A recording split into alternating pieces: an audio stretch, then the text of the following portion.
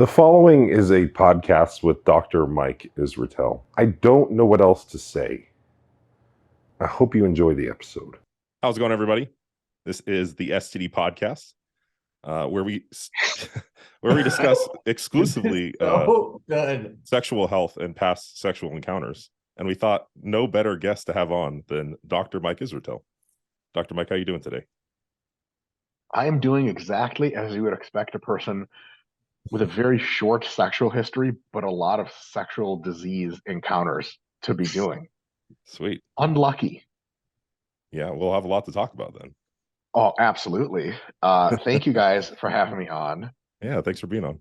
I think it's generally a bad idea to have this many people you're friends with on a podcast at a time, because the discussion is going to spiral into nonsense. But before it does, can I go around and make quick facial hair and haircut critiques for the? Yes, go ahead. Okay. We knew this was coming. Okay. Yes, Trevor, my man. You know, I love the color rotation. It's always a different taste. Beard trimmer. What's that? Don't know. Don't care. Dylan, real, it's a good look.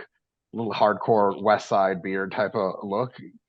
In order to look tougher and really nail your demographic, I would recommend having at least a bald spot. Okay. Too much hair on your head tells me you're not serious enough about your androgen dosages. And then shimmy. Shimmy.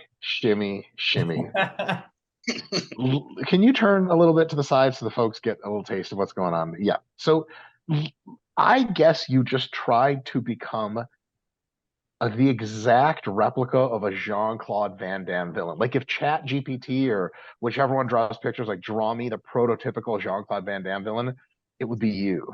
Mike, have you seen Three Ninjas or no? Absolutely. What kind of Do question? you know what Snyder looks like in Three Ninjas? Oh, yes. Bro, number one, I'm there. Second, have you seen Karate Kid 3 or no? Was that the one with the girl with the big titties? No, that was the one with the megalomaniacal guy, Terry Silver. I know you watch Cobra Kai. So... Yes, Terry Silver. Yes, absolutely. No, for real. And he's Jewish too, so that makes sense. I don't think he's Jewish. That thing. Are you nuts? Silver? No. He's a rich guy from LA named Terry Silver. What are you, crazy, Shimmy? That's amazing. Silver? He's named after a currency, god damn it. He's a commodity. Might as well be. Have you guys seen MacGruber? No. Oh my god, yes. No. Okay. I should. No. I've heard good things. Mike, watch this movie. It's horrible. It's horrible. There's an evil villain called Kunth in the and that's he has Shimmy's haircut. Hey, of course he does. Mike, did you, by the way, not know that this was called the STD podcast? That's amazing. No. I just know you know why. Do you know why it's called that? Shimmy, Trevor, and Dylan. That's right. Yes. Or sexually transmitted disease. Yes. It took us months to come up with that name, and you deciphered it in like a minute. So Dylan was like, one day he's like, guys, we need to make merch, and I was like, we absolutely do. It was like, you need to play our podcast because there's just like, you want us to be inside you. You know it. No, guys, I 100% will buy like at least 2 or 3 t-shirts. Oh, it's coming out next week. Then we got it. I've been on the STD podcast. Like, big like thumbs up. Like, you seen Steve-O's tattoo? Yeah. Oh my god. All right. Anyway, let's ask Dr. Mike some questions. Maybe we can get some productivity out of this. So, Dr. Mike, how's training going lately? I wanted to talk a little bit about your goal to achieve an IFBB Pro card and kind of how that process is going for you currently. Well, thank you so much for asking. I'm going to knock myself down a peg here. And it's not so much a goal to achieve a pro card as it is the goal to show up to a Masters Nationals event over the next 2 to 4 years, 2 to 3 years. The first of which second of which actually will be this coming July 2023. I did Masters USAs in December of 2021, and I took second in the super heavies. That was pretty cool. Very, very lean and quite dry. I think after the show, I had like 2 gallons of water. I didn't pee until 12 hours later. I was like, oh, very well. Guess I was dry. So, I'm just trying to swing for the fences here And if a pro card results, that'd be sweet. I really do believe much more in process and performance goals than in outcome goals.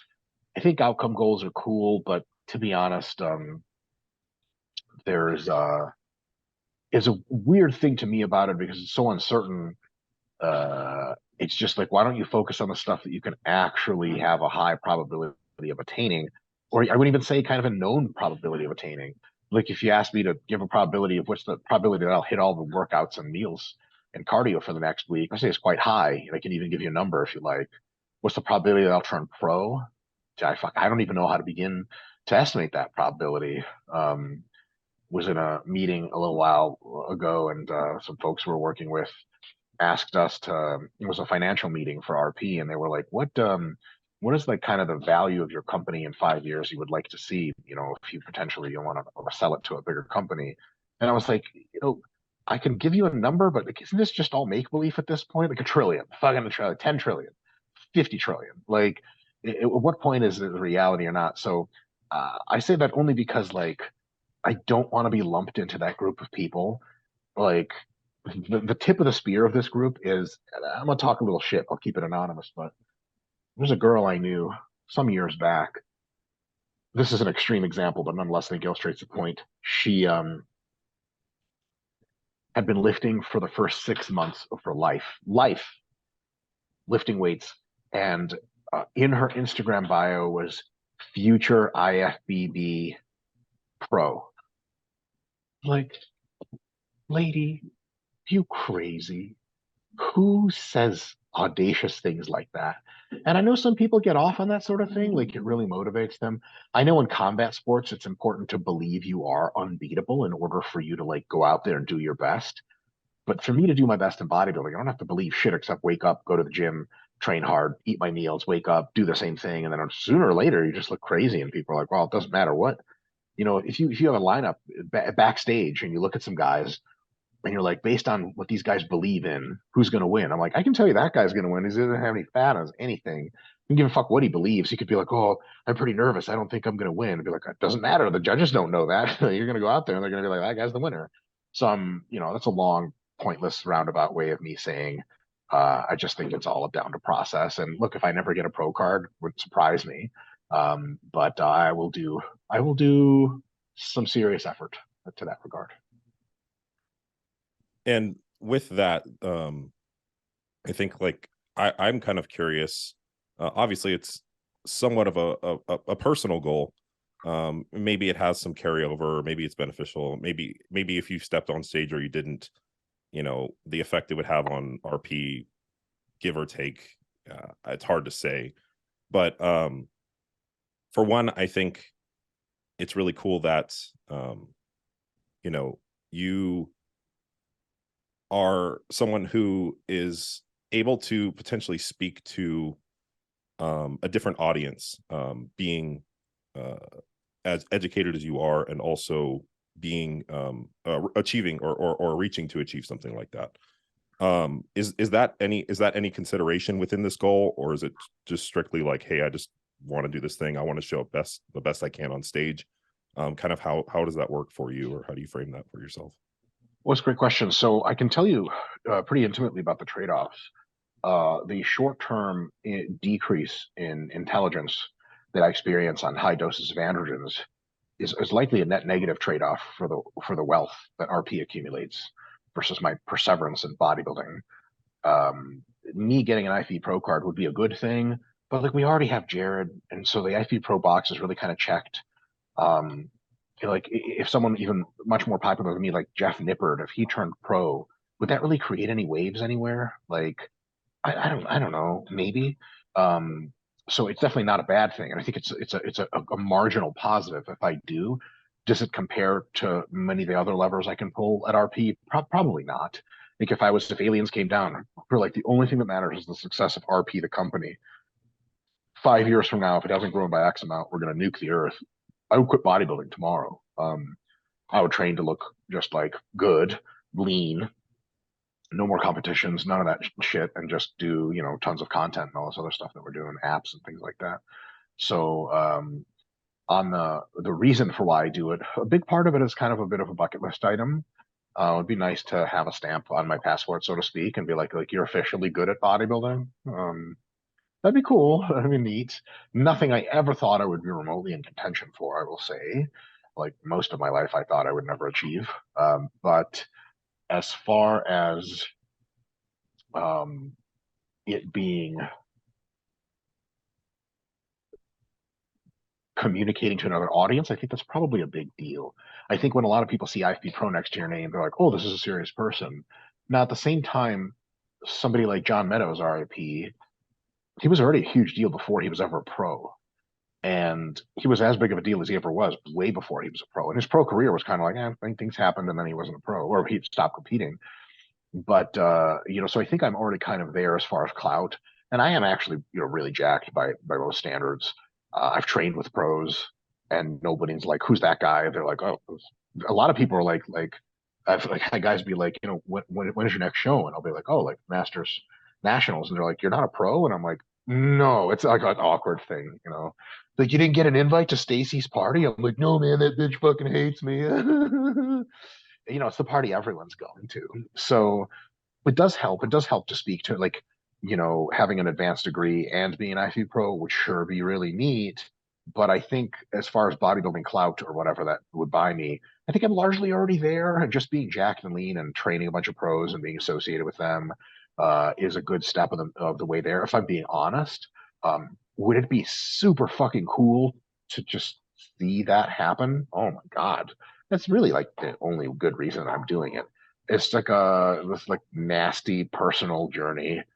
It's like do you guys remember the Infinity War, whatever that other movie was afterwards with the Avengers? Endgame. I didn't see it. Endgame. It's like that when that motherfucker with the archer guy, what's his name? Hawkeye. When Hawkeye went on that like personal quest to kill every gangster in the world, that's kind of where I am with the hunt for pro card. It's like somebody could be like, you shouldn't be. Nick Shaw is going to come out dressed as what's her name, and what's her name, Black Widow, and he's going to be like, hey, well, you just come home, and I'll be like, all right. So that's kind of how I feel about it. Yeah. I'm glad you answered in that fashion. I kind of dealt with that myself because I at some point was kind of shifting my goals a few years back, and I thought, like, what's the best way to kind of keep this sport alive? Like, I love doing it, and a part of me was like, oh yeah, I'm gonna get a pro card, I'm gonna do this, I'm gonna do that. And as I started to do more media and just interact with more people, I started realizing that may or may not make any difference. Maybe some people will listen more as a result, but I think that the results you're able to produce, the information you're able to put out, the people you meet, the interactions you have, those things are probably more important than if I got on stage. Oh my God. So here's another way to think about this. Look at who's really popular in media in general and makes a gazillion dollars. Jordan Peterson does not go by Dr. Jordan Peterson. It's just Jordan Peterson. What degree does Joe Rogan have? What accolades in bodybuilding does Athlete X have? My motherfucker doesn't even have a real name, whatever. Jeff Cavalier. The Rock was a joke of an athlete, literally a joke of an athlete. 100%. And it goes by the name of The Rock. So it's one of these things where I think in the modern time, it's fairly easy to say that people are interested in two things. One, a personality they find amenable, like someone they can relate to in a sense of like, wow, this is like a really cool person and I can listen to speak and I like hearing what they have to say. And two, somebody who can help them on their own journey. If you're an IFB pro and you're completely not verbose, can't use social media to post diddly dick, and also you're not really offering any kind of realistic help to people, but the fact that you're an IFB pro doesn't help 22-year-old kid at the gym at all. There's not some kind of sweat that spills off your body that's going to, hit him and he's going to get huge. Well, technically, if you're not enough trend, I guess maybe. But I'm kidding. But Mike, do you think it's also really audience dependent? As in the audience that you're shooting for. So I feel like whichever person you're going after, you need to be a few standard deviations above wherever they want to be. But so long as that's the case, isn't that kind of the check mark, right? So like if you want to go after pros, like you and Jared, your pursuit in the last few years, RP was always for regular people, but you did want to lean, I feel like, more into that bodybuilding sector. So you have to go there. Dylan, I feel like, has to go there because that's his audience. He's not going after regular Joe and Jane. He'll take them because everybody needs money, sure, but that's not like his thing. So do you think that there's some thought there? Like if you want to train pros, if you want to be that guy, well, you have to be that guy. You have to look like that. No? Where did Hani Rambod get his pro card? I couldn't tell you. He was supposed to be jacked though. I've seen photos when he was younger. He looked jacked back in the day. I don't know. Where did Chad Nichols get his pro card? No clue. They don't have pro cards. They barely Right. ever competed as far as I understand. So, you know, the Shimmy, what you're saying depends on your target demographic or depends on the persona you want to become. Absolutely true.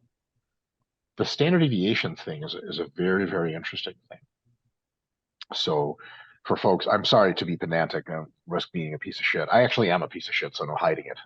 But for those of you listening, a standard deviation, if you're not clued in on stats, it's really simple. It's like how far away you are from the average. So if it's you're one standard deviation above, you're like, out of any 3 people we gather on the street, you're the best out of 3. But out of every 10 people, you're like, rank 6 or 7 or something out of whatever we're measuring. Let's say jackedness. 2 standard deviations, you're more like 1 out of 20, you're the best. 3 standard deviations, you're more like 1 out of 100. 4 standard deviations, 1 out of 1,000, and so on and so forth. So what Jimmy's trying to say is like you basically have to be like convincingly better than your target demographic. Now, I have a complex view on this. I think that for some demographics, that's absolutely true. But for some, it's not true. So let's take a look at the basketball community. If I'm looking at a baller, that motherfucker better be able to fly, jump off grandma's head and dunk backwards. Otherwise, nah, fuck that. I ain't listening to you. But in the world of fitness, it really depends on which demographic you're going for. Like, the guy, you guys know the guy Kino Body, Gregory O'Gallagher, the real Bruce Wayne, aka about to be Bane in that motherfucker's life. JK, Mr. Bruce Wayne, all friendly. He's not exactly 2 standard deviations above anybody's physique. He's like, a fit guy and it looks good, but that's exactly the thing is the people that look up to him, they just want to look like that. They don't want someone so impressive they can't relate. So there's a trade-off between supremacy and thus clout and relatability. And there's people at all ends of the spectrum, and I think it more depends on who you're going for and how you package your brand. For example, Chad Wesley Smith. How relatable is a 990-pound raw squatter? I mean, fuck. Most people watch his videos, they're like, that might as well be a forklift. Fuck if I know. How strong is somebody like Will Tennyson? I mean, if you put a T-shirt on Will Tennyson, he just blends right into the crowd. It's like, where's Waldo? You take the T-shirt off, and you're like, that guy's like a really good physique. That's awesome. But it's not exactly 2 standard deviations worth of anything. Will Tennyson's like a fucking 1.5 million followers or some shit. Fucking skating on money. So that whole thing of trying to be that much better than the demographic you're serving is depends on the demographic and your approach to it. You could go for psychotic, just insane, outlandish, and that's what the appeal is. Awesome. Like Nick Walker. Look, like there's nobody looks like Nick Walker, and that's a good thing. He can leverage that. But there's other people who have a more relatable look. Here's another perfect example. Omar Isuf. I mean, Omar looks great, but he looks relatable. He looks achievable. So like someone like you, Shimmy, like you have a body, I would say like it's like peak natural physique. Like that's what everyone wants. They start training with weights. They look at drug-free Jared Feather, or they look at current Shimmy, and they go, fuck, that's it right there. Like if you gassed yourself up to oblivion, it wouldn't make you any more relatable. And if relatability is the thing that engages your target demographic, then you would actually start to potentially lose traction. Like imagine if Michael Jackson, RIP, imagine if Michael Jackson was still alive and it like somehow like we reverse aged him and all that stuff, and he just did a crazy series of cycles and it was like 220 ripped, like Jamon, and like a lot of his followers would be like, I don't get it. Why is he so jacked? Is that Terry Crews? Is that Terry Crews on stage? Wouldn't that be amazing? Come on now, do these squats deeper. Oh God. I imagine his voice would be a little bit deeper. In which case, by the way, somehow in your mind, Michael Jackson became a strength coach. I don't know how that happened, but somehow he went from pop star to athlete. Listen, he's got moves, and that's all you need. Yeah. I think I made my point perfectly. Have you seen Joel Seedman's training? I mean, yeah, that's exactly what I was thinking. Michael Jackson would be amazing at it. Yeah, exactly.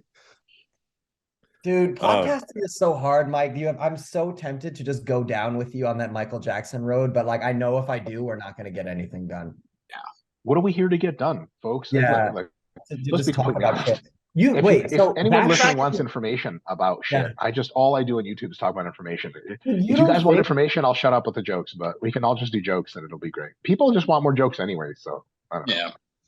You don't think that Will Tennyson and the other guy you named Greg Gallagher are not a few standard deviations above the average person?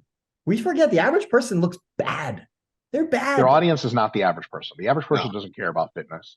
Their audience is fitness-interested young males with healthy testosterone levels. Are they 2 standard deviations more jacked than the average college kid? Fuck no. Look, 1.5, 1 maybe. They're like, if you go into a college weight room, you're like, damn, that guy looks great. But he's not like that guy squatting 405 for reps. Like, that guy's a different guy. And maybe Will Tennyson is that strong. He doesn't look like you. Look, would you stop and stare at Will Tennyson in the street? No offense to Will Tennyson. Like, no, man. You'd be like, oh, this is like he's got beach body, which is fucking awesome. And that's what most people want. But then again, most people don't want to be 2 standard deviations away.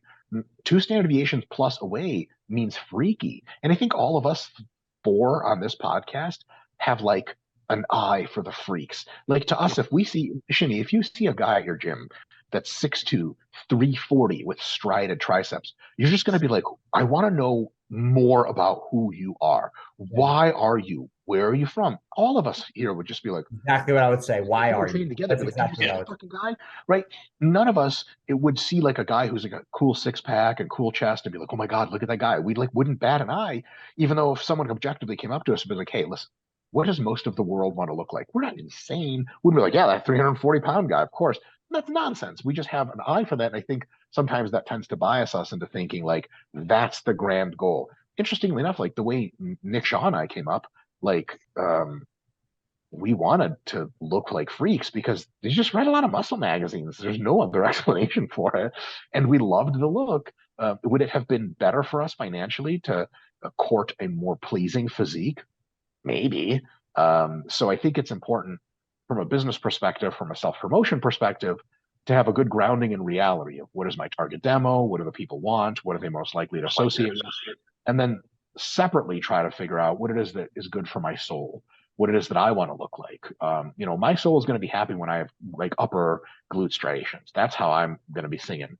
Is that exactly like, look, you guys have been following me for long enough. I post glute striation pics on Instagram. I get fucking reported. Like people will I'll lose followers. Eric Helms posted a totally nude picture from the back a few years back.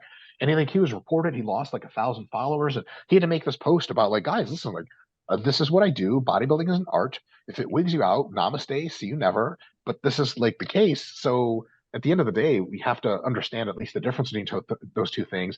Can you lean into a more hardcore appeal and look and fan base and profit stream? Absolutely. But there's margins to that as well.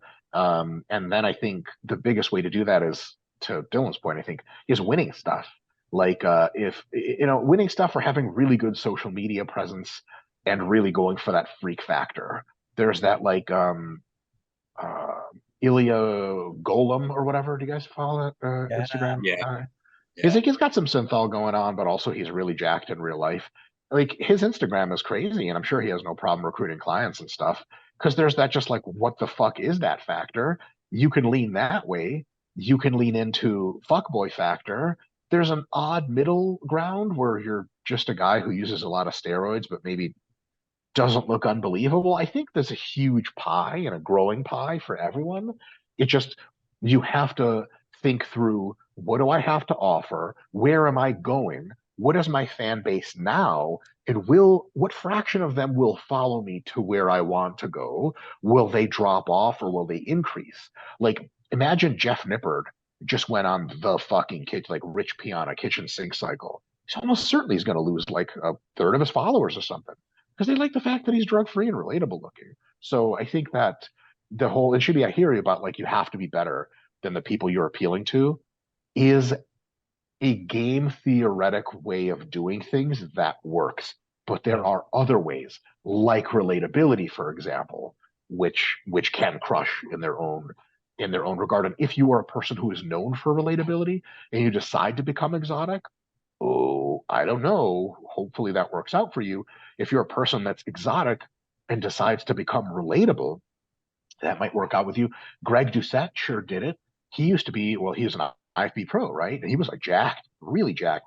And then he like lost a bunch of weight, went down to about 190 pounds, looks good, very good, and is now more relatable looking. And so people are like, oh, like, I want to look like Coach Greg. And then they go. Like the fact that he's not a very nice man, notwithstanding, it is definitely was a good gamble on his part. I think because he does the fake Iago voice or whatever, and people seem to think he's funny, he did very well for himself, and also has zero ethics and just goes after everyone all the time and makes salacious videos and no longer leaves his house.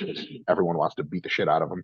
It's a price he's willing to pay, I suppose. But on the other end of that is like, that could have gone a different way for him. If he would have retired from bodybuilding, dropped a lot of weight, and not caught on to whatever it is that TikToker kids like to see, he could have just been like a guy that used to be jacked that isn't as jacked anymore and is now mostly irrelevant. And that's another thing I've seen before. I'm sure you guys have seen it, is like guys who are amazing when they're pros, very sought after. The conversations about them, they retire, they shrink down, and then people realize that the only value they ever brought to the world was summed up in like this pose. And that was it. And then they don't make tons of money afterwards, and they don't excel in anything because they can't switch to that next layer of, what else is it do I have to offer? Is it my communication skills? Is it my relatability? Is it my intelligence? Is it blah, blah, blah, blah? Do any of you guys on the pod actually think about that when you're making content? Like Trevor, for example, everything that you post are your workouts. Do you ever think of a time in 10, 15 years when you don't feel like working out anymore? Are you just going to quit social media? Because like, as an example, and Dylan, you the same, like you also post educational things, but for the most part, a lot of it is working out. Mike, I could ask you the same question, but you are an educator first. So you are always giving value first. Yes, you show your workouts and stuff, but it's more so like, here's just me showing my principles in action, but it's not like complete narcissism, just like, look at me work out. But you're totally right. There's a large swath of people where it's like that, where all they do is just post their workouts and post their body. And it's like, what about when you don't feel like working out anymore? What are you going to do then? You're not going to have content. You're going to suck. Trevor, I think that question was directed at you. Yeah, I do think about that actually. And funny enough, after you bounced last week, Dylan and I talked about it some. For me, like, making reels like you, I don't have the personality you do, so that just doesn't jive with me. I don't want to do that, but I find stories and Q&As to be an effective way that I enjoy to pass on information. So I'll probably just find a different way to post with that, even if I don't want to work out. I mean, shit, next month I'm barely going to get a chance to train, so I'm going to be leveraging that instead. Yeah, right. I think it speaks to document, don't create. So, you know, what are you doing? What are you going through? What are you maneuvering? I mean, like, it's likely that some of your fan base is gonna have dealt with that, or is dealing with that. Like, hey, I have to take some time off because of work, or hey, I am retiring because my joints are messed up, but I'm gonna do BJJ or whatever it might be. At the same time, you know, how many of those people are gonna actually follow you through with that? But I don't know, I guess there's something there. Well, I have a lot to say about this. Yeah, if I can. Shimmy, is that okay if I answer? Yes. Rip it. So there are many ways to promote your social media without relying on yourself as the person who is the onus of the content. For example, how many of Coach Kassem's individual training sessions of himself have you ever seen? I've seen a few videos here and there. Is anyone interested in what Coach Kassem is doing in his own training? Fuck no. I don't think he's interested in it. So what does he do? He has videos of his client or of people he co-works with at his facility where he breaks down and analyzes and talks. And that's something that and when the three of you guys are done being as jacked as possible, you are like way overqualified to be doing shit like that. So Trevor, if you still coach clients in 10 years, you could just video your clients and then talk about technique, breakdown, tips, etc. Shimmy, Dylan, like applies to you guys 1,000%. And the thing is that while people take inspiration from jacked people training, in the sense of like you scroll, whoa, cool, scroll, it's not clear to me that that monetizes very well. It's not clear to me how much that helps people at a deep level. You can see a lot of pictures and videos of very good looking or very jacked and lean people, but it might not help you a ton.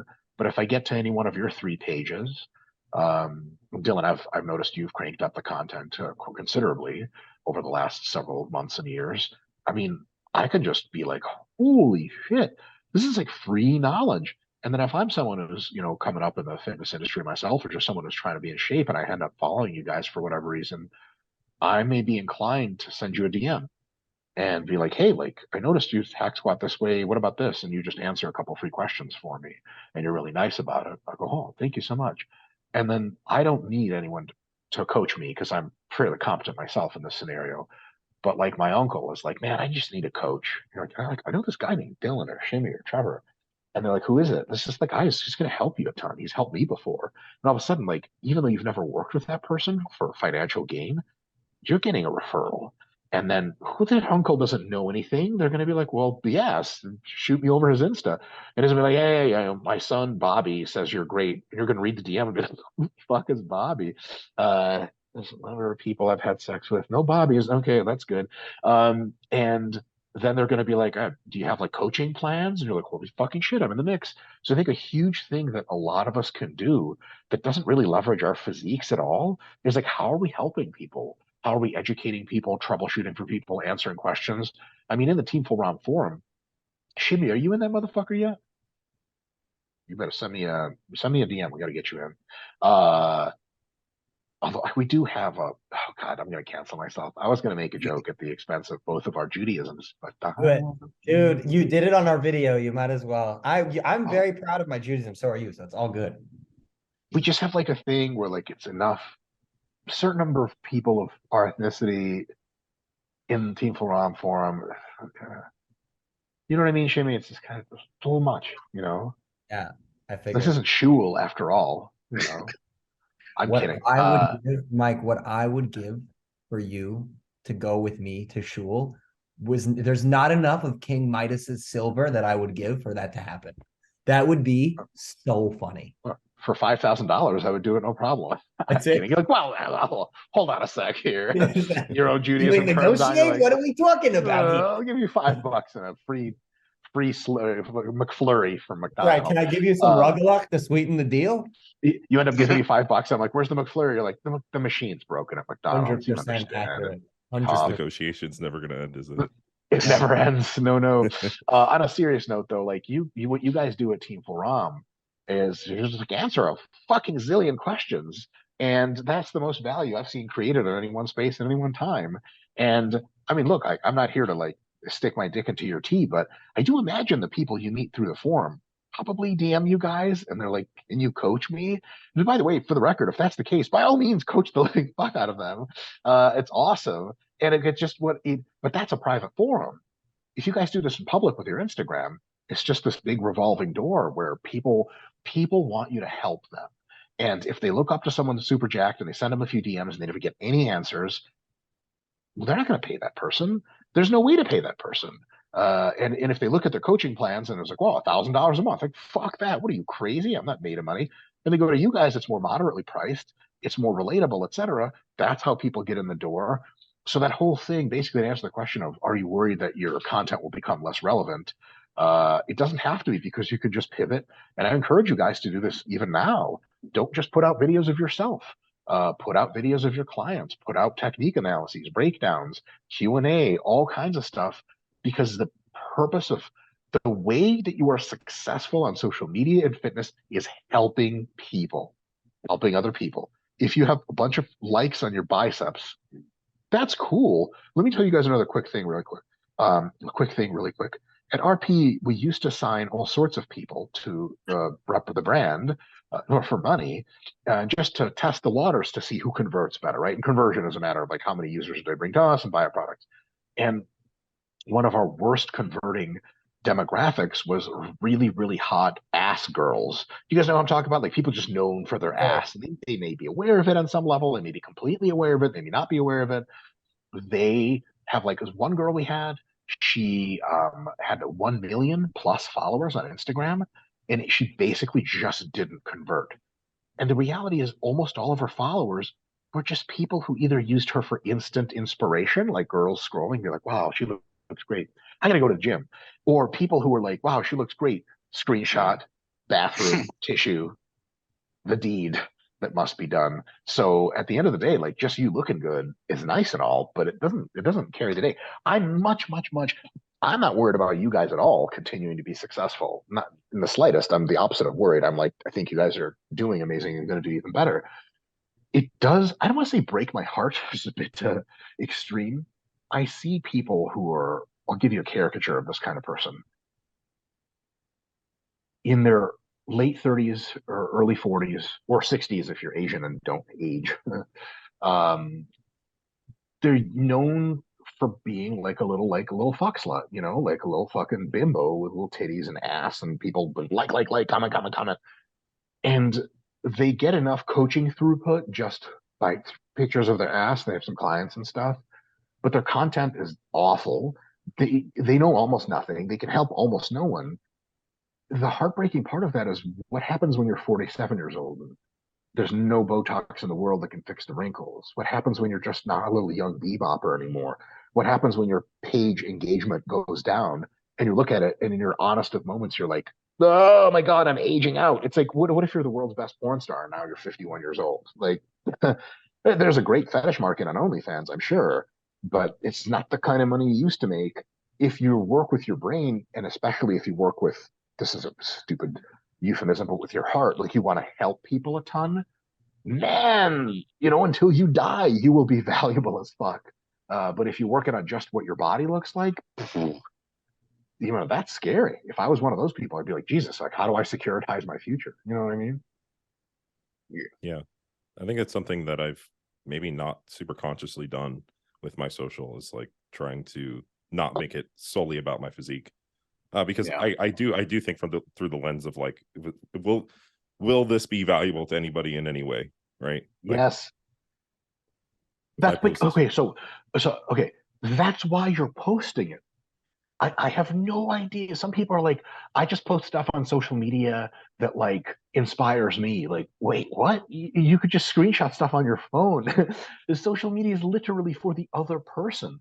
Like the clothes I wear exclusively because I'm comfortable in them or because they're free from RP and I have to put them on to rep the brand. I don't wear clothes to impress other people, which is why I look like shit most of the time. I don't give a fuck because I'm comfortable. Who gives a shit? But like on social media, it's kind of like, you know, you have to wear clothes anyway, but you don't have to be on social media. You sure shit don't have to post every day. So that whole thing of especially Dylan, when people run their business through social media and they attract coaching clients to social media or their community groups or whatever, they have to ask the question of like, how much value is this post going to generate? And the value could be even as tangential as this post accurately illustrates that I'm a real person with a true personality. Like sometimes the shit I post on Instagram is like wacky political stuff or some humor shit. And what I think that does is it rounds me out as a relatable, actual human being. Like there's a sort of like almost like you're not a robot. Yeah, like a curated, anesthetized, like fitness only. Look at my workout, and you're like, is there anyone actually behind those eyes? And so there is something to like some organic shit, but at the end of the day, that has to be the minor strategy, and the major strategy has to be like, what am I? Why am I posting? You'll also get people doing like, this is always a huge pet peeve.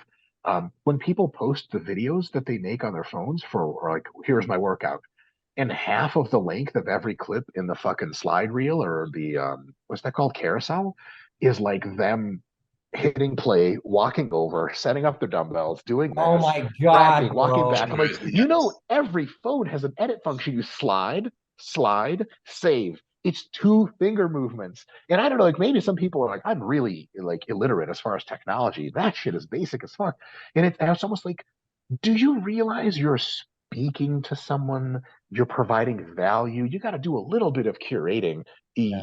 And people love that raw shit. They love that dingy cell phone shit. Like imagine if Dorian Yates had Wi-Fi networks, data streams, and cell phones back in 1993 when he was training for Olympia. Could you imagine a grainy cell phone footage of him fucking doing 405 underhand rows in Temple Gym in the UK? Love Oh it. my God. His Instagram would be like 15 million people. Just, oh my fucking God. And it wouldn't have to be well produced or anything. It's that gritty, grainy people like.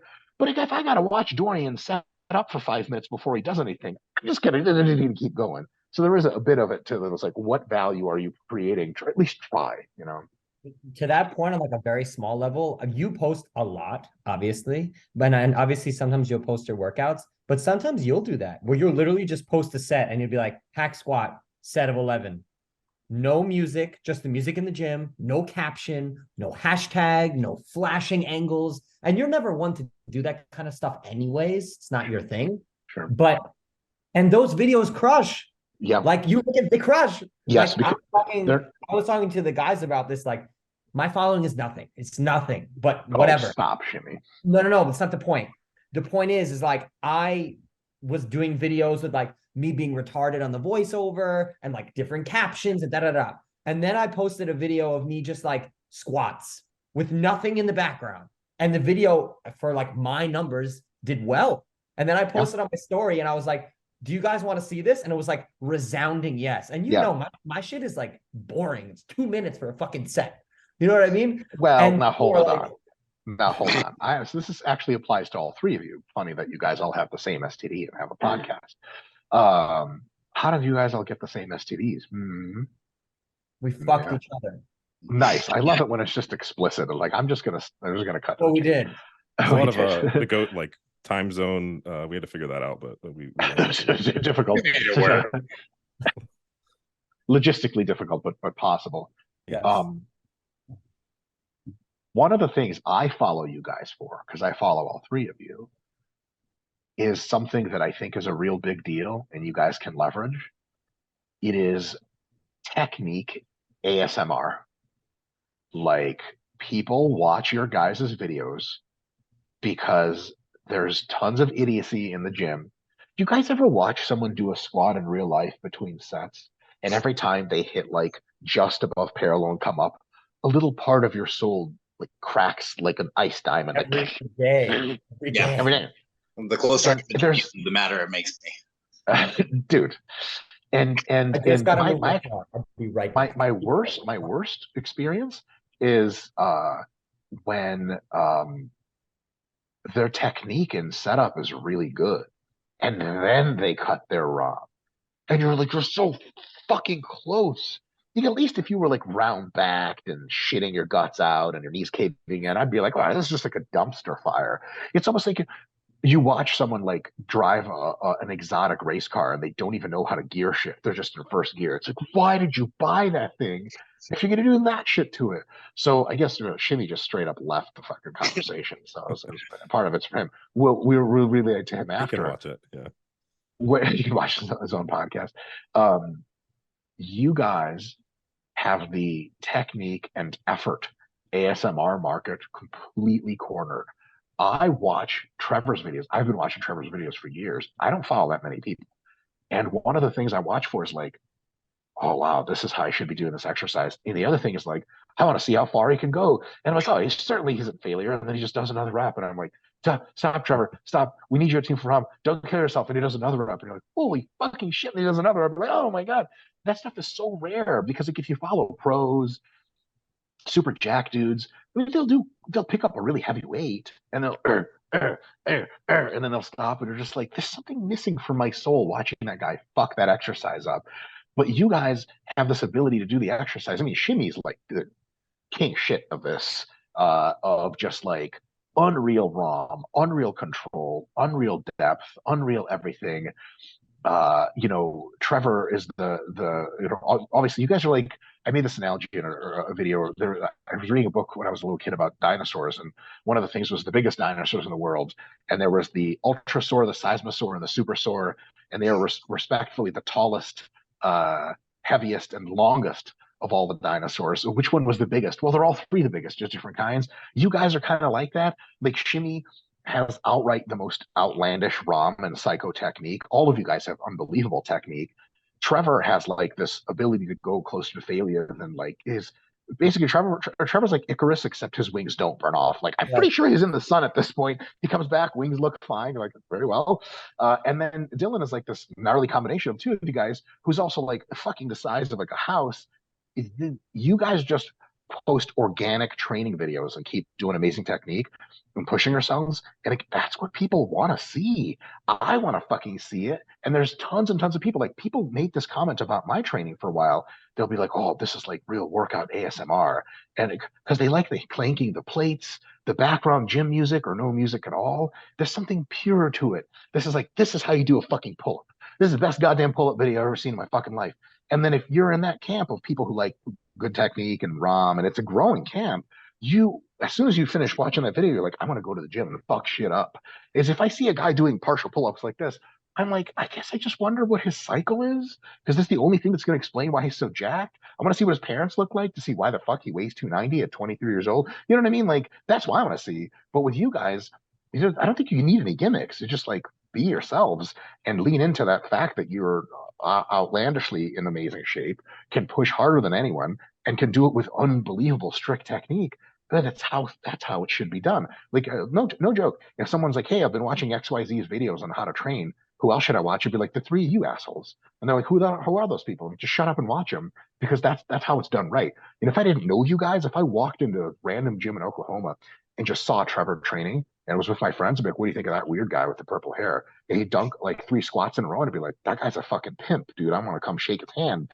The only amount of you assholes is 100 people in this gym that actually knows how to train. That's a big deal. It's such a huge deal.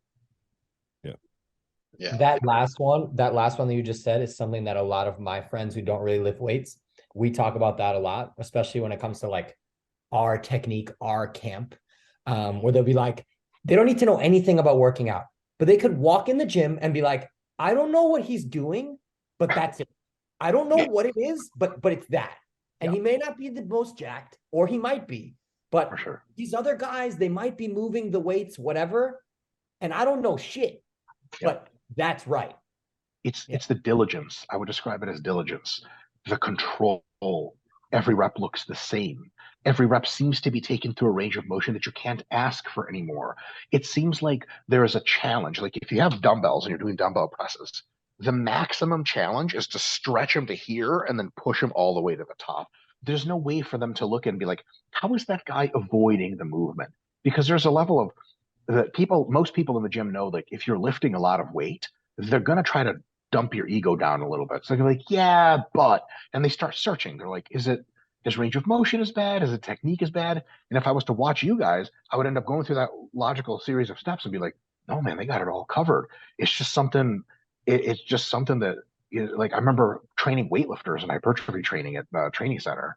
Olympic Training Center in East Tennessee, and you would show them how to do a bent row for hypertrophy, and they would just do it flawlessly, or up 1, 2, 10, and you were like, how? Why doesn't it like occur to you to cheat? And they're like, but this is the purpose of the exercise, is to do this, right? And you're like, right, you're a weightlifter. You've been inculcated from the age of 5 to do exactly what you were told. That there's a certain beauty to that. That, like you said, Shimmy, you might not need to know as an onlooker a whole lot about what's going on. You're just like, it's almost like this. Most people don't know how to fight. But if you see a guy at a gym punching the bag like this, and you see a boxer fucking flow, you're like, that guy knows something. I don't know what it is that he knows, but he knows it. Because really you guys are that guy. Geez, you kind of got it made. And most people don't want to be that guy, because fuck that. I've been inclining the 70s for years. I'm not going down to the 50s, goddammit. That's like going back to 10th grade. I have dreams like that. They're terrible. Although, wouldn't it be sweet to go back to 10th grade with what you know now? Holy fuck. Mm-hmm. I think Shimmy, what you said, I had to think about that, because I was thinking like how I would analyze people and people in the gym when I didn't know what I know currently.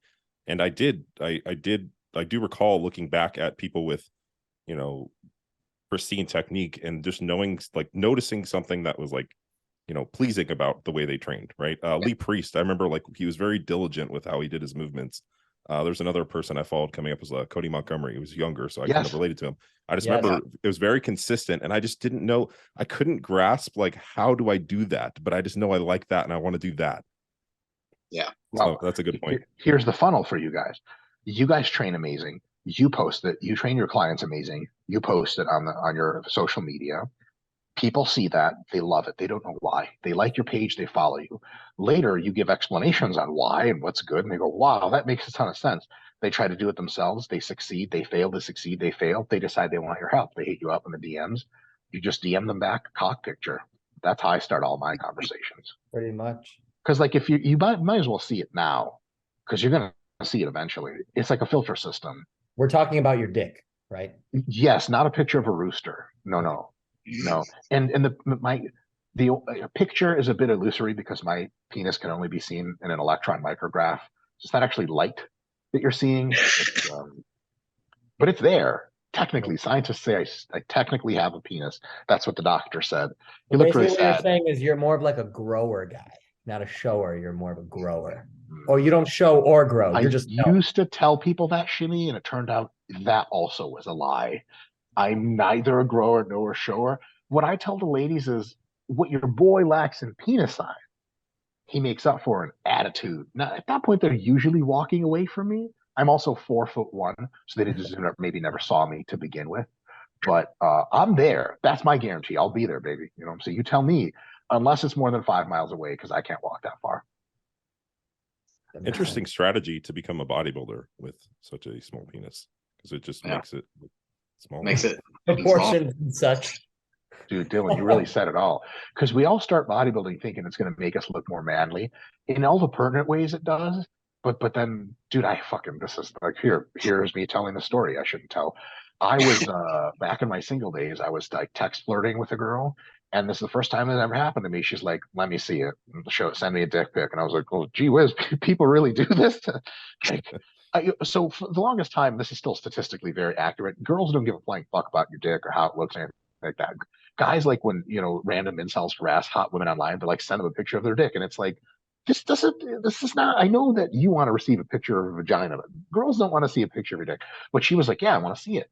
Then I hit up my friend who was a bodybuilder and had also done porn. And I was like, dude, what do I do? He's like, oh my fucking God, I'm so glad you asked me. And he gave me all these tips because I was like, oh, I could have done this very wrong. He's like, first of all, 0 head on anything. Your quads are way too big. It doesn't matter how big your dick is. And I don't want to know, but it's going to look small. And I was like, well, thanks for that compliment about my quads. Also, it is small. So really, thanks. But yeah, it was just like, I thought I was bodybuilding look better. And it turns out it just makes my dick look small. You know what I'm saying? Yeah. So what other tips did he give you? So the tips that he gave me, he did not expect that. I absolutely expected it, Shimmy, and I have an answer lined up for you. The tips that he gave me are apparently antithetical to what Jared Feather later told me was a good idea. Because when I told Jared Feather the story, he's got the Anakin persona, and basically the TLDR on that story is I'm Obi-Wan and Jared's Anakin, like 100%. Anakin Jerry's a real thing, and he's like, come on, Mike. And he's like, that's wrong advice. So I was like, fuck, like this guy gave me the wrong advice. I mean, your boy still hit it, so it fucking worked. But he said like, like angle it like from here, from your phone. So, well, obviously get hard first, right? And then so like your legs are distal to the photo, and then it makes like there's maybe a foot in there somewhere really far back. And it's a mind trick thing. And she's like, explicitly, she's not like that guy's dick's the size of his foot, but implicitly it's like, okay, apparently that was wrong. I forgot what Jared said is actually a good idea. But Jared, I think, has the opposite problem where he's too many inquiries for his sexual attention. So maybe he actually knows and practices the purposefully wrong advice to keep the volume of inquiries low. So I don't know. It's like, it's like asking for basketball tips from like, LeBron. Like, does he really know what he's doing, or is it just all fucking just natural? I mean, LeBron's a real smart guy, so he does. You know what I mean? Somebody so talented in the sexual arts as Jared Feather. Right. We're gonna have to have Jared on for this specific reason. I can harass him if you guys want. By the way, I do have another 15 minutes if you want to have me on that long, but if not, Sure. I'll just Dylan, you're go gonna have so stand in the much corner. fun time stamping that, and I really hope that you do I don't timestamp know. that. Yeah. Oh, 100%. Yeah, and I hope you All clickbait caps. someone being like Mike's #1 tip to gain muscle that he's never shared, and that's what I have to use. Well, you could just title the episode like "How to Take Dick Pics" featuring Dr. Mike. Do you think YouTube will shut that down real fast? Oh God! Right, YouTube. No, so then just do it differently. Be like, how to take Richard pics. How to take a great picture of your rooster. No, of your Richard. Ooh. Richard. Are you allowed to thumbnail like? Hey, hold on, actually, that's Scott the video guy right over here. Hey, Scott, are we allowed to? I'm on the podcast with Dylan. Why is Scott not here? Can he come here? I can't repeat what he said. I heard Oh, you heard? Great. We're gonna get Yeah, canceled. that sounds all right. I'll throw that on YouTube. But yes, it sort of is. Are you allowed to like thumbnail something on YouTube, like "get laid more," or is that like will YouTube splash that? Sure. Totally fine. No profanity, no nudity. No profanity, no nudity, but otherwise innuendo I think works. Yeah. Cool. Yeah. Great. Like Dr. Mike's tips for getting laid now. This is gonna be a great thumbnail. What a huge disappointment when they actually listen to the podcast. Get absolutely no value. See, we just did a whole rant about value, and how to have marginally more sex than what you're having right now. Not a lot more, just marginally more than right now. Shimmy, even that would be illusory because I don't think anything we've said on this podcast so far qualifies even for that advice. Well, what would you take? You're intimating that if you sent a more quality dick pic, your rate of sexual encounters might increase. Might. Yeah. I suppose that there's a calculus there where depending on the kind of dick pic you send the girl per her request, there's like a marginal probability that she's like, I'm busy tonight. Or if you send the right one, she's like, when are you coming over? I just don't know if it really works like that. Yeah. I wonder what kind of dick pic you would have to send. What is it? I asked my dad. My dad's a real serious guy, and every now and again I ask him bullshit questions just to get him riled up. And I was like, Dad, like, what is there like? How much does penis size matter in the grand scheme? And you asked your dad that? He's like, oh yeah, absolutely. He's like, it doesn't matter as long as it's not small. And I was like, damn, that's fucking wisdom right there. And I think that's maybe what girls want. Although I do know for a fact, I do know of people that have been turned down before because their penis was intractably large and was just like a square peg round hole situation where the girl was like, I'm not going to bleed my way out of this one. Fuck you. And by fuck you, I mean not fuck you, because go get you a horse or donkey or whatever the fuck to take that thing. Good God. So there's hope. Speaking of which, sorry, Dylan, I cut you off. Oh no, I just said so there's hope. Well, for you, you fucking freak of cock or whatever the hell. I never said anything about my cock size. Yeah, Dylan, you would have a fucking mandingo. That's definitely true. It would make total sense. Dylan's like, what? That's nonsense. Why would you say that? Okay, wait. How about this? You can literally go on social. I won't say anything about it. You can go on social media. There's photos of me in posing trunks. Does that really say much of anything? You could be a grower. Also, there's some rapping that can occur. Listen, I'll just cut to the point. Shimmy, you do realize that Ron Jeremy is Jewish, right? I know, it's crazy. What a proud moment. Crazy. But also, I'm going to try to be as respectful as possible. The probability that Ron Jeremy will hear this is vanishingly small. I don't want to look at him when I'm looking at things that I want to ejaculate to. Yeah. I mean, if he showed up to like a porn audition and I was like the producer or whatever, he'd show up and I'd be like, listen, guy, like we all want a shot at the title, but you just don't have the look. And he pulls his pants down. I'd just be like, holy shit. And look back up at him and be like, still, I do. Still no. No, also no. But maybe like he could do like a stunt cock thing where like the, you know, like they zoom out and it's the other guy, they zoom in and it's Ron Jeremy. I don't know how that works. Yeah. Yeah. We're talking about relatability. Holy shit. Ron Jeremy is no Dirk Diggler. Yeah. Not a real person, unfortunately. Or Bucky Larson, for that matter. Bucky Larson. Yeah. There's so many things to say about like big cocks. Is there like a point where it's okay, like if you're in like the shower in high school, where like a guy's just like strapped up? Is it cool to just be like, bro, damn, or is that weird? Is that an invasion of privacy? Um, I don't know. People, I will say, I used to work out for a long time when I was in high school and early college at the Jewish Community Center of Metro Detroit. Old, rich Jewish guys don't give a fuck about nudity. They're in the as soon as they hit the locker room, all the clothes are off, and they will have conversations with you with their fucking junk hanging in your face. They don't care, and in a sense, why should they? I got a lot of that at 24-hour Yeah. fitness. No, I think it's just an old guy thing. Old guy Yeah. thing. I don't Yeah. shower at public gyms because I'm not trying to see any of that. Jimmy, you fucking bitch. That's fair. That's Not fair. all of us are fair. as privileged as you are. Jimmy, I mean, what are I you trying to shower at hide? home, Trevor. What are you talking about? As Privilege? privileged You as are the the What are you person. talking about? What you do, you even work. You just go to the gym whenever you want. Jimmy, Yeah, I mean, it's true. Trevor Yeah, has hinted at what we all know. You're a fraud. You need to get over to the 24-hour fitness. You need to get naked with the other guys and just let go, bro. Take a couple grams of mushrooms. It'll help you out. That's just such telling a you. funny story. Take a couple In the grams of same- mushrooms to go shower at a 24-hour fitness on a Wednesday. That is Sounds like Apparently- a great trip.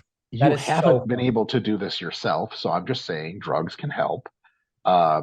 Even better, pop 2 Viagras, 3 grams of mushrooms. You might get arrested, but it's unlikely. I have a question with what you just said, and this is funny because I'm tying something in with Dylan and Trevor and I have talked about before. Is Cialis a thing for a muscle pump for enhanced people? And if That's it what is they a say. thing, oh, you never tried it for this reason, like a small dose. I did it for a show once. What was it like? I was on so much other shit. I have no idea. Wait, was this the one that I saw you in Boca, or this was a different show? I You don't were remember. fucked up at that show when I saw you. What do you were mean fucked up? I think you won, but when I saw you or before and after, you were like, you looked like you were dying. I mean, I guess it makes sense. That's what bodybuilding shows are like, man. Yeah, I Yeah, guess there's that a lot makes of there's a lot of throughput, a lot of different stuff going on.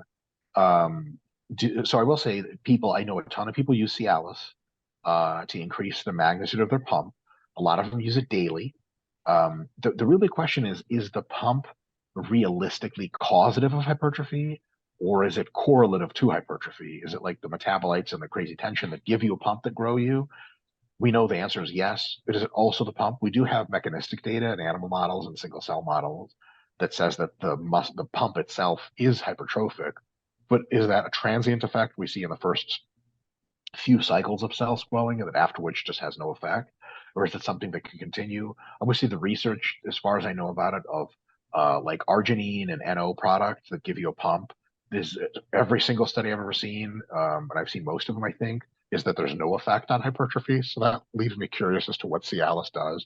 I also know a lot of guys on gear for bodybuilding, they'll just take anything, man. They'll take anything. And if a lot of them are on a bunch of toxic shit, a lot of them are in really bad cardiovascular shape, and then a lot of them have crashed estrogen. So then they'll take the Cialis because they can still get boners, and that's like a side benefit. So they're like, yeah, man, it's for the pump. I'm like, okay, it's also so your girlfriend doesn't leave you. I get it. But I just don't know if that's a net positive strategy. And I suppose it has very few downsides, but it's nothing I've ever really fucked with. I also say if and when I take Viagra, I get that like huge stuffy nose and like a weird mild headache up here, and like I see everything in various shades of blue, and I'm like, I'm not living my life like this. Fuck Yeah. that. Wow, Yeah, I didn't it's know a that. thing. I get the worst headache. It sucks. Oh yeah, Trevor, you've experienced this phenomenon before. Yes. Though, while we're being candid, I will say if you're a metabolically healthy person and you take Viagra, like a third of a tab or half a tab, Yeah. you can do nonsensical things in bed and you still have an erection. There's some positions you take where you're like, I have a quad cramp. I'm not hard anymore. Fuck this. I can't do Yeah. this. But with Viagra, it just doesn't matter. Like you could have had your head cut off halfway through the sex and still be pumping away with the biggest. And all you need is like a third, right? I've heard this. I've never taken it, but I know people that do this. Shimmy, do yourself a favor. If you have a lady friend that's cool with the shit, it's just like it's the true definition of enhancement. Like it's superhero sex. And it's also like your dick will look bigger than it's ever looked ever. And it will just continue to stay that big as you look at it. You go, holy shit, it doesn't matter what I do. You walk to peeing is hard because you walk to the bathroom, you're like, I can't even point my dick down because it's like boing, boing, boing. You know So what? like To be candid, I take a small dose daily, and I noticed Why that the did other you day. why did you look to the left when you said that? What's what I want to Oh, know. who's I don't in there know. with There's you, nothing. Dylan? That's There's nobody exactly here. what I want to know. Why did nobody you here. do that? My girlfriend's at work. Okay. Yeah, That's sure a great she is. excuse. Yeah, your Yeah. boyfriend's in the room. That's what happened. So She's Dylan, my you do boyfriend. take a I Cialis take a daily? more on the like protective effects. I think there may be some cardiovascular stuff that it is at a very low dose. Sure. It's think some of it's still emerging. I think there's there's like one study in muscle protein synthesis, so maybe not there, but Okay, maybe. I was reading through some of Joe Jeffrey stuff and I was interested. So, but yeah, definitely noticed that side effect too, though. I will say a better performance, sexual performance, since we're the STD podcast, is very appropriate. Better So sexual good. performance. It's so good that we ended up here. Drug that is a bodybuilding drug as well as cabergoline. Have you ever used cabergoline? I used it once when I had progesterone sides from too much Yes. tren. Because I don't take too much tren anymore, I haven't used it. Apparently, you can do like multiple orgasms or something. Is that for real? For real? Yeah, definitely. I've heard. You feel absolutely terrible every other part of the day. Like you feel like shit. But I mean, if that's I feel like it's one of those things high value to you. It's gotta be like a weekend getaway. You're like, I can feel like shit afterwards, but yeah, just completely make the ruin your most of vacation. it. But at Get least some that one Viagra, instance. some cabergoline. Yeah, exactly.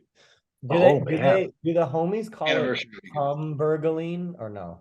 Shimmy. I've never heard that Jesus before. Christ. That was a layup that just had to be taken. It was there and just. I'll tell you exactly what that layup was.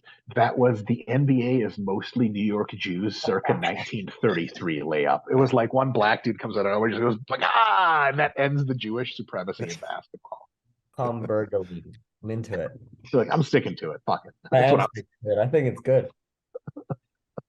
On that note, I wanted to just briefly touch on, since we touched on the forum a little bit at the beginning there.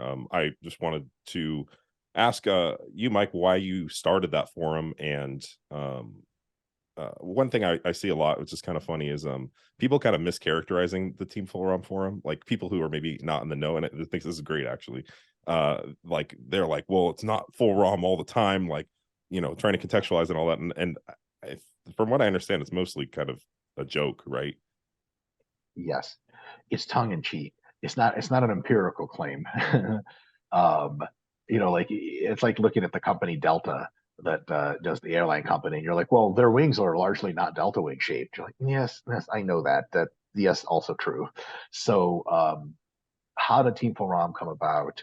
My wife and I were watching a documentary that she made me watch, and it was about an MLM scheme, more or less MLM scheme. No, I think actually just straight up MLM, called Lula Rich, and it's I watched that one. Hey, hell yeah! And so the company was Lularoe or Lularoe or something. It was just like two old people that decided to start a clothing brand. But I remember Crystal and I watching it, and she was like, dude, community. Because there was some kids, the entire company was Karens, just like white bitches in their 30s, 40s, and 50s. And they were psychotic because they felt like they belonged. And I got to thinking about that, and Chris and I got thinking, and at the time we were like, we don't have a true community group. And we realized like the people that were commenting on our statuses on social media, there was this developing understanding that there was like the right way to train, and then there was everybody else. And we wanted to have a place where people could go that it was like, this is the right way to do things, or at least the right way as far as we think. And maybe not the right way, but a right way. Kind of like, come join a club. And we also wanted for that group to personify kind of the spirit that we had, which is like train right, eat right, set distinct goals for yourself, don't sweat the small stuff, and be super kind and supportive to everyone. Because like it's so easy to get caught up in your own bullshit, make fun of people, incels, blah blah blah. And while jokes are jokes and jokes are funny, at the end of the day, like we just kind of wanted to have a place of our own where, like, I don't know if you guys know this, but there's only one rule in Team Forum, and that is don't be a dick, and you get one warning. And after that, you're fucking out. And so far, I think we've kicked out we're pushing actually 1,000 members now, which is really sweet. Whoa, good for you. That's awesome. Yes, but it's all mostly due, well, almost wholly due to the recent marketing brilliance of Alex Ketterer. I have a private nickname for Alex that I can't say, but he's German. So fill that in. AK-47 because he popped off. There you go. My nickname's worse. Again, not YouTube friendly, but he's been amazing. And basically, we wanted a place where, so we've kicked off with 1,000 people. We've only ever kicked out like 2 or 3 after warnings, of course. And that's because, like, do you want to be helpful? Do you want to do things right? Do you want to be in with the team? Amazing, come. We don't care. And it's not going to cost you an arm and a leg. Do you want to be a fucking dick? Do you want to make fun of people, like for real, not as a joke? Fuck off. And because like on Insta, like we all, like Jared and I have our own Instas, we do real well on those. You get all kinds in the fucking comments. So someone will ask a legitimate question they want an answer to. First of all, it's only social media, so it's kind of like I may get to it, I may not. Other people might get to it, but then they never know. The person asked the question, is the person answering in good faith? Are they just being a dick? Is this sarcasm? Can I trust the person? But now that we have the Team for All forum, anyone that answers your question, like they probably know a lot of stuff. And if it's Trevor, or if it's Dylan, or if it's other folks that are clearly in high repute, people can go place and ask questions. And until Chat GPT kills us all or whatever, I'm kidding. It's like a great place to just like, when you're done with all the bullshit, you can come to Team for All forum. If you have questions about your exercise and diet stuff, that's where you can be. And that's kind of what started it for us, is that idea that community is a thing. And by accident, we grew a community of like-minded people. And then we're like, well, fuck it, we might as well make it a formal thing. And Shimmy, you'll love this part. Monetize. Money. And you guys know what I do with it. Only my RP money goes into one account. It goes directly to my butlers. Everyone knows, public knowledge. Butlers, Lamborghinis, everyone knows. The Team for Raw money is actually siphoned in through I have a special bathtub where the faucet isn't a water faucet, it's a money faucet. And I bathe in the money. And you know what? Even though I'm not physically clean after I do that, psychologically, like a preacher's fucking sheets, bro. The cleanest I could be. Because Shimmy, as you know, money is the root of all good. I have questions, but I know that you need to go. I have time for 3 or 4 more minutes. Give me so all your of my best question. question. They're quick and they're sub questions to this point. Number 1, why did you use the Facebook platform and not just use a regular website? You already have a Team 4 on website. Why are you on Facebook? The ability to do live videos and the fact that Facebook was an option that we were ready-made to just get going at a small scale and potentially leverage up later. Because it was just easy, like accessible Yes. to do. Yes. Yeah. And how come you ended RP Plus years ago? It seemed like there was a thriving community in there. Obviously, it was a pay site. It generated revenue. It was great. I mean, Trevor and I asked more questions than anyone there. Yes. Why'd you get rid of it? Especially in the fitness space, knowing that everyone has a pay site. Everybody has a paywall with essentially you ask questions every week, you see exclusive content, whatever. But obviously you were on that early, but then you dipped, but everybody else still does it. Why don't you guys still do it? Well, now it's because Team 4, but Team 4 came a lot later. There was an ROI problem with it where I had to be on it considerably. James and I were spending a lot of time answering Q&A on YouTube. And because people were paying, we felt like we had to answer all the Q&A. It was a very low price tier. So a lot of people just clicked yes for $10 a month. Team 4 is $30 a month. So people that are more serious are going to come in, and thus we have time to answer everyone's questions. Not the Planet Fitness model. Yeah, right, exactly. We didn't have Trevor helping us answer questions. So Trevor is like what Chat GPT is going to become when it grows up. So it's like a miracle question answering machine. Another thing is we realized that when Scott, the video guy, and I were recording content for RP Plus, sit-down video content, it was at that time that I did my debate with Greg Doucette on Omar Isuk's channel. And after the debate was over, Greg, we stayed on for a bit, And Greg Doucette's like, you're really good at talking. Why don't we have a YouTube? Making $1 trillion. And I was like, God damn it, he's right. And so we started a YouTube channel, or we had a YouTube channel at RP. It was just a couple of random videos. And then we started the Dr. Mike bullshit, and that took off. And the YouTube is what RP Plus is, except we realized, like, why are we charging for shit when we can give it out for free and get the best paid marketing money can't buy? Like, YouTube pays us a considerable amount of money every month to market RP. And so RP Plus was I don't want to call it a money grab. Nothing we do is a caricature like that. But RP Plus was that'd be okay. Say it again. You could call it that. It's okay. I could call it, yeah. It was more of a money grab than YouTube. It was more short-sighted and like, oh, we have all these people that like us. We could charge them money for things, which is sweet. But I think with content, with videos, with Q&As, it's probably better to offer that stuff completely for free. And if anyone wants that next level, like you want to download the apps, you want to do templates, you want to do this other stuff, you want coaching, then okay, you might have to pay a little bit of money. And because of that, have you noticed that you have to spend considerably less on ads, like on social or on SEO or on PPC? I don't know. I'm assuming you guys spend on that, but no, because when you spend money, if we were trying to attract the same amount of people, we could do more YouTube and less ad spend, but we want more and more people. So our ad spend stays roughly similar, or there's a much more complex approach to ad spend that's outside the scope of this discussion. But paid ads is its own animal. And then organic reach is its own animal. And it's like they're non-competitive. It's like if you had two kids at home and one of them, was a volleyball player and the other one was a wrestler, and the wrestler won some tournament, you wouldn't turn to the volleyball player. You're like, oh, good job, Stacy. You don't have to win today because your brother won already and it's good enough. Like, wait, what? Like, why can't everyone win? The more winning, the better. Yeah. Although I would like to raise children like that. Nasty, vile, toxic competitiveness encouraged between siblings at all times. And then both of them train at Taekwondo from a young age. They grow up. They want to love each other because they really do. They have that sibling bond, but the parents always turn them against each other. Eventually, one of them runs away from home when they're 15 and goes to like that dojo in Japan you're not supposed to go to. The other one stays and becomes America's greatest Taekwondo fighter. Then they get a little red envelope in the mail when they're 26 years old, and it's like, come to the World Underground Martial Arts Tournament. Shimmy, I'm spoon feeding this to you. How does this movie end? Mike, I think you just explained anime. What do you mean? He breaks his leg and then he fights Tong Po in a fucking cave. That's how it ends. Bro, my brain's going over here. I'm thinking, Mike, that's not. I'm thinking, Mike, that's not. Do you think that you would send your kid to the Kumite when he was ready?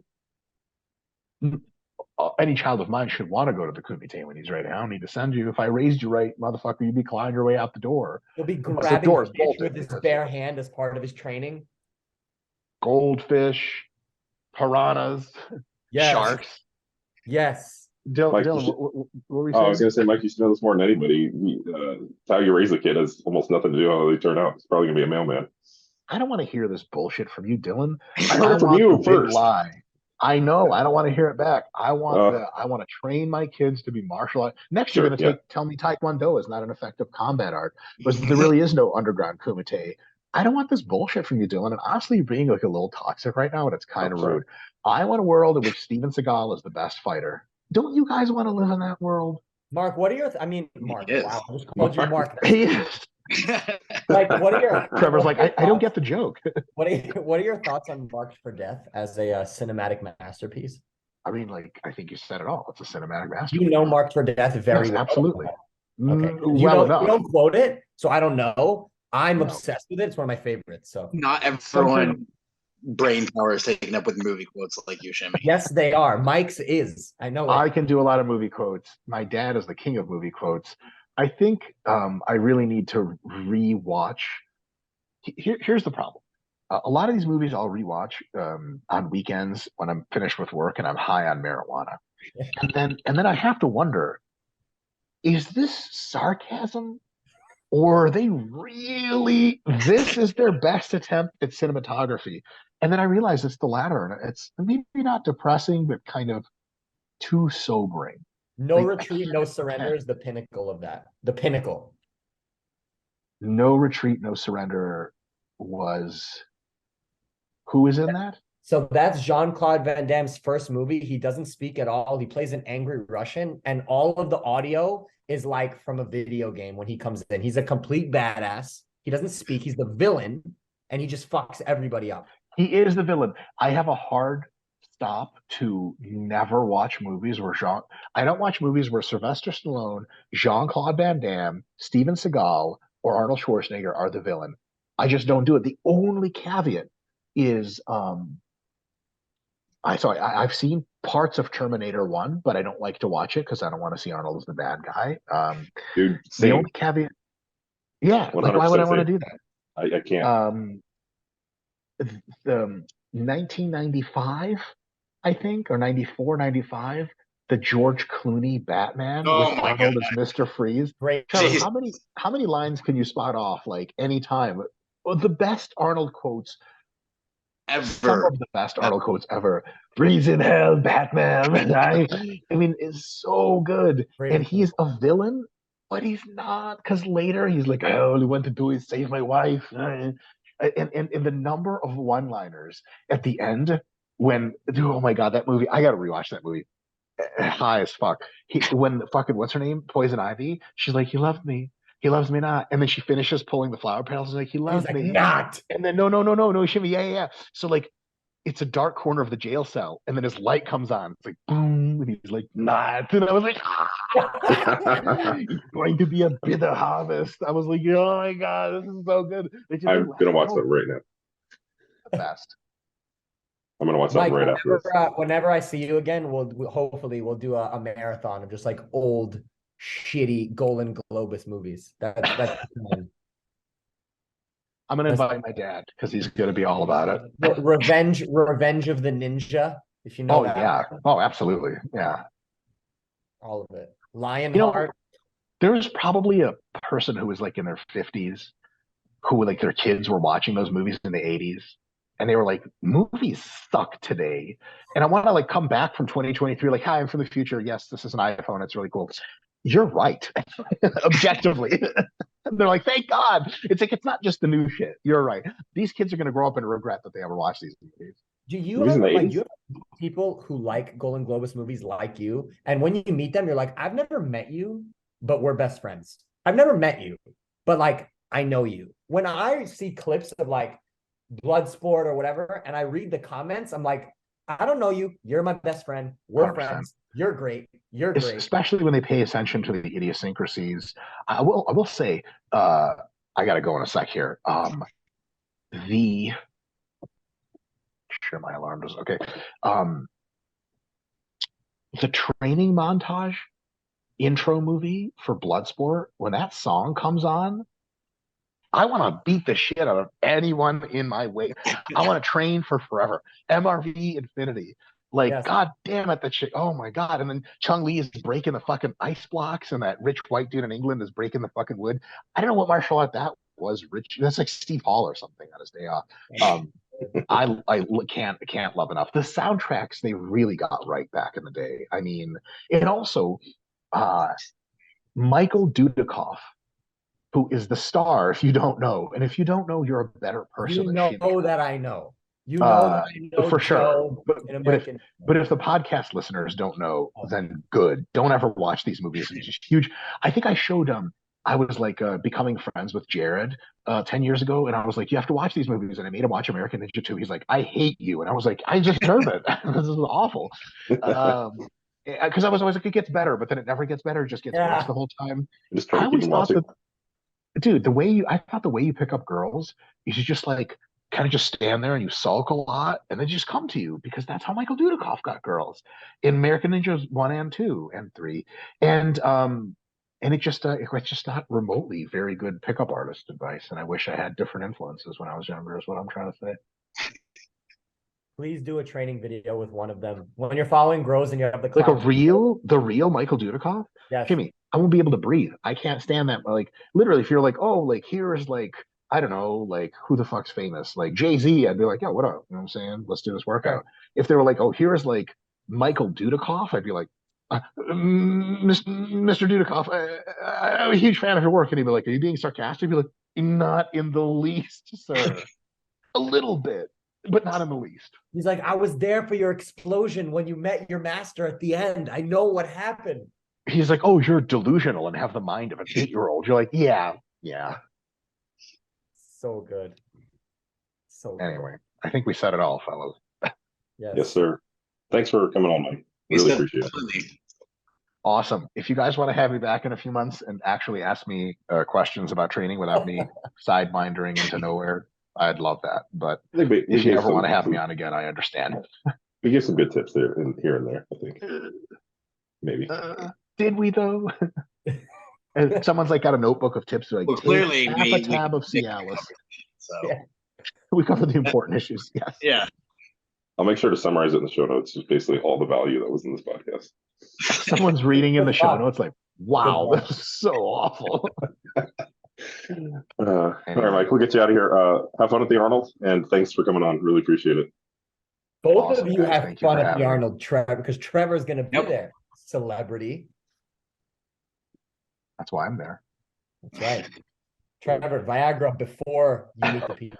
And Cabergoline, if you need some, I'll send it to you. I got to make sure I pack my God. Trevor's miserable and hard the whole time. We're like, you made a mistake. Your friends are awful. Trevor, stand behind the booth, please. They're like, come out and take a picture. You're like, I can't do it. I'll stand right here. All right. So good. Thanks for having me on, guys. Thanks for watching. I hope you enjoyed whatever that was. If you're interested in coaching, please click the consultation link below. And the links to Dr. Mike's social media, as well as Team Full ROM, are down below in the description. I hope you enjoyed that shit show. Thanks for watching.